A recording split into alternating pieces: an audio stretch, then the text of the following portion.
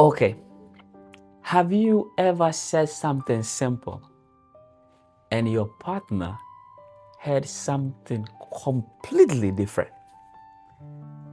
In these instances, it makes communication difficult. It hurts you and then your partner because there is misunderstanding.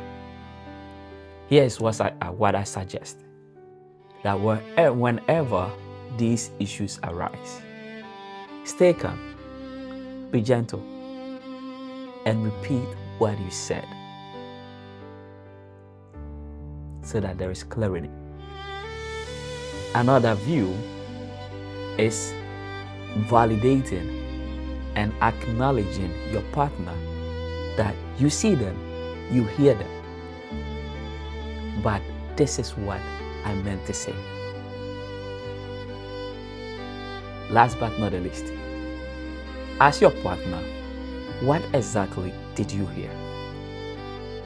Let them express themselves fully. After you have stayed calm to express it, after you have validated them. And this, I believe, will help with communication. Thank you.